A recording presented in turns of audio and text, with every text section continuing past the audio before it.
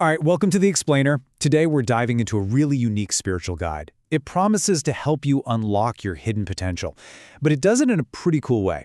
It actually weaves together ancient Eastern practices with some Western philosophies you might not have heard of, creating something totally new for our modern world. So let's start with this quote. Within the heart of every seeker lies a dormant flame. That's the core promise we get from this guide. A mysterious figure named Zoran the Dragon.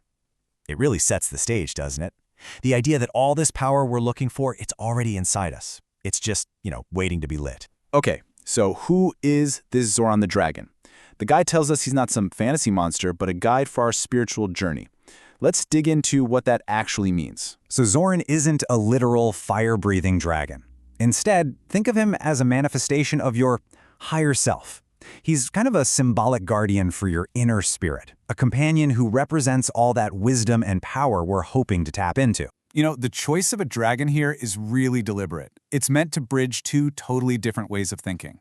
In the East, right, dragons are all about spiritual power, auspicious energy, good fortune.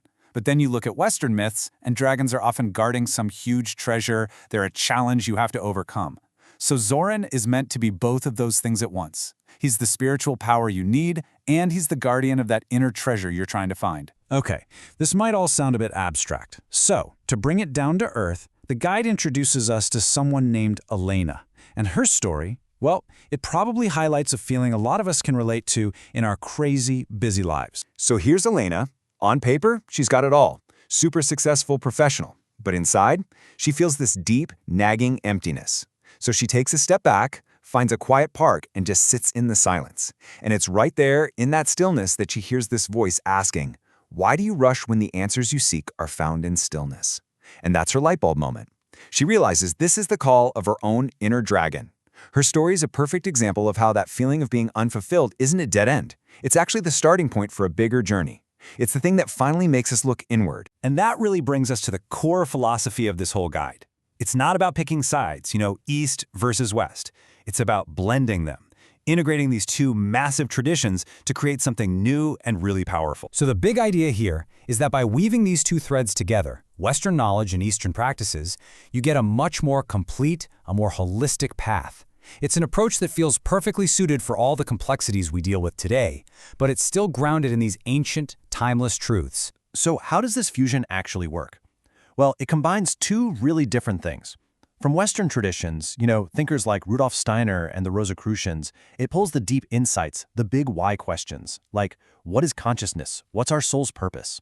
But then, from Eastern traditions like Buddhism and Hinduism, it gives us the practical how. These are the hands-on tools, like mindfulness, that help you actually cultivate energy and find that inner peace. It's this amazing blend of deep theory with stuff you can do every single day. But look, the end goal here isn't just to think about cool ideas. It's not about intellectual understanding.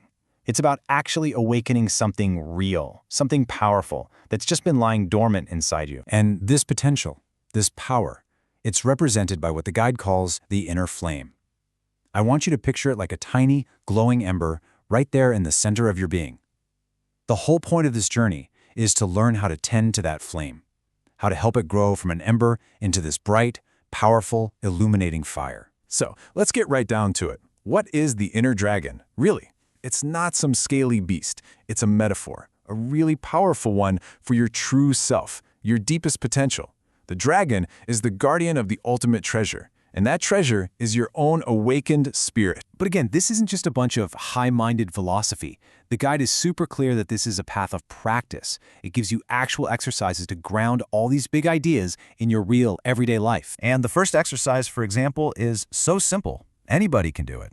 It just asks you to find a peaceful space, settle into that stillness, and then visualize that small, warm flame inside your chest. That's it. That's the foundational practice. It's the very first step on the path to connecting with all that potential we've been talking about. And that brings us full circle, right back to where we started, with a question. The guide is telling us that this dormant flame, it's in every one of us. It's in you. So the invitation, the real question to leave you with, is this. If you were to ignite your inner flame, what would you illuminate?